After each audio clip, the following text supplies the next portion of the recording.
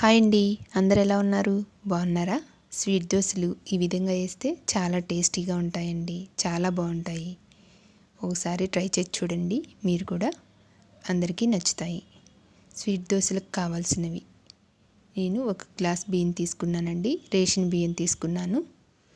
అవి శుభ్రంగా కడగాలి, స్మెల్ వస్తాయి కదండి. కొంచెం ఉప్పు వేసి బాగా పిసికి కడిగితే ఆ స్మెల్ అనేది ఉండదండి. 4 గంటల పాటు బియ్యం నానపెట్టుకోవాలి. మార్నింగ్ చేస్తే నైట్ నానపెట్టాలండి. నైట్ నానపెడితే సరిపోతుంది. ఈవినింగ్ చేయాలంటే ఒక 4 గంటలన్నా నానాలి. ఆ నానిన బియ్యం శుభ్రంగా కడిగి పేస్ట్ లాగా మిక్సీ పట్టాలి మెత్తగా.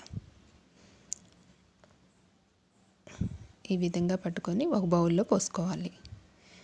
గ్లాస్ బియ్యం తీసుకున్నాను కదండి, ఒక గ్లాస్ బెల్లం తీసుకున్నాను.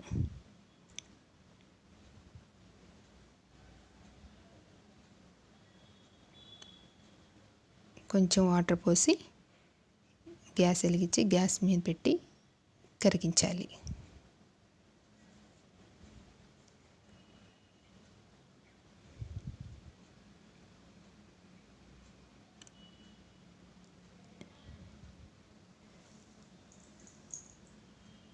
పాకం ఏమీ రానవసరం లేదండి, బెల్లం కరిగితే సరిపోతుంది.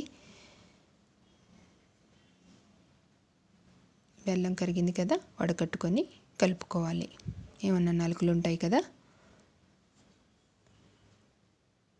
ఒక చిప్ప కొబ్బరి కూడా తీసుకున్నానండి. ఎండు కొబ్బరి చిప్పలు ఉంటాయి కదా, ఒక చిప్ప తీసుకున్నాను నేను. అవి సన్నగా కట్ చేసి అది కూడా మిక్సీ పట్టి కలుపుకోవాలి.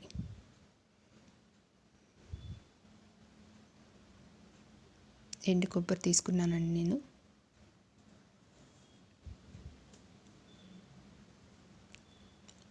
అది కూడా వేసి బాగా కలుపుకొని ఇప్పుడు కొంచెం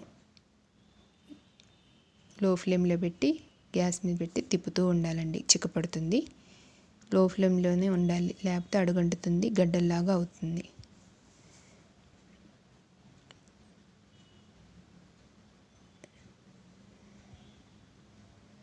చిక్కపడింది కదండి. ఇప్పుడు కొంచెం వంట సోడా, కొంచెం సాల్ట్ వేసుకొని బాగా కలుపుకోవాలి. కలిసాక కొంచెం యాలకుల పొడి కూడా వేసుకొని బాగా కలుపుకోవాలి. చూడండి, ఇప్పుడు చిక్కపడింది ఇందాకటి కాడికి. ఇప్పుడు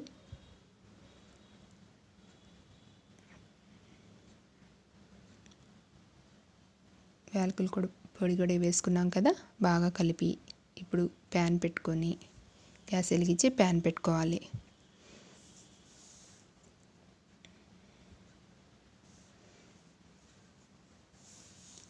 ఆయిల్ వేసుకొని ఆయిల్ హీట్ ఎక్కాక దోశల్లాగా వేసుకోవాలి.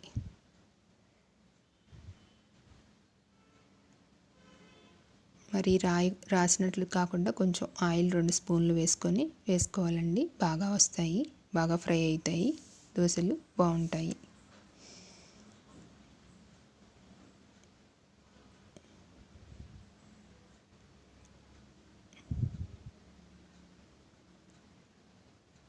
ఇప్పుడు మూత పెట్టుకోవాలండి. మూత పెట్టుకుంటే బాగా కుక్ అవుతాయి.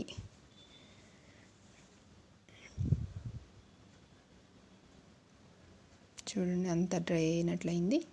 ఇప్పుడు తిప్పేసేయాలి.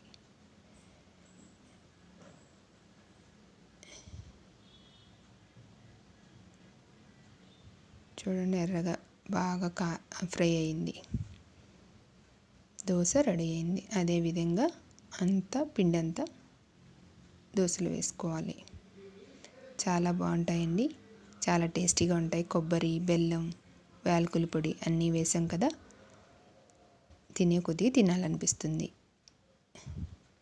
లైక్ చేయండి, షేర్ చేయండి, సబ్స్క్రైబర్ చేయండి, కామెంట్ చేయండి. ప్లీజ్ అండి, సబ్స్క్రైబర్ చేయండి. వీడియోస్ చూస్తున్నారు కానీ సబ్స్క్రైబర్ చేయట్లేదు.